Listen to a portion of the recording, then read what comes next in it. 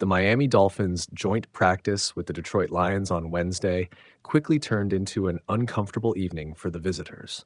What was supposed to be a useful tune-up, a chance to sharpen technique, tighten communication, and simulate game day intensity, instead became a lopsided reminder that training camp reps can expose glaring weaknesses just as easily as they build confidence.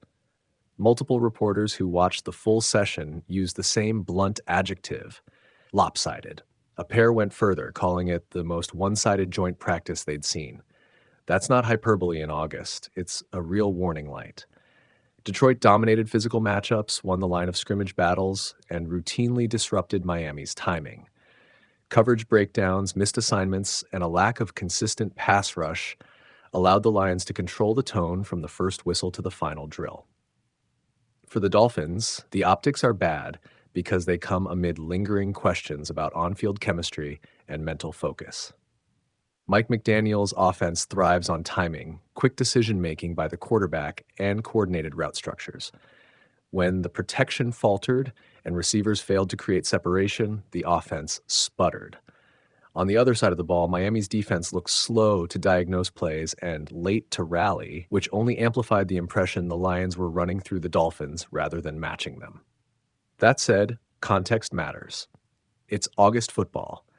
Guys are building toward a season, not peak performance.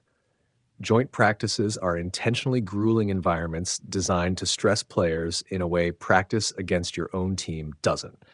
Some of the disarray can be chalked up to fatigue, early installment confusion, and the inevitable rust of training camp.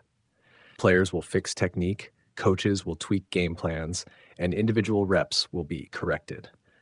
The season is still weeks away, but reality demands accountability. The Dolphins coaching staff must treat the tape from Wednesday as a corrective roadmap. Offensive line fundamentals, communication on stunts, leverage on second-level blocks, and finishing blocks in space need immediate emphasis. The receivers must sharpen separation techniques and route discipline to give the quarterback cleaner reads.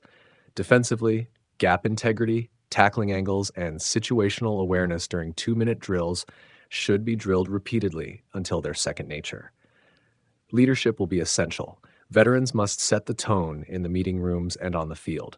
Younger players need clearer, simpler roles to reduce mental errors. The biggest takeaway is that Miami can't afford to sleepwalk through fundamentals because the AFC is deep and mistakes compound quickly. Ultimately, practices like Wednesday can be useful if treated honestly. If coaches and players accept the embarrassment, prioritize correction, and reinforce fundamentals, this ugly stretch could be the spark that fixes problems before week 1.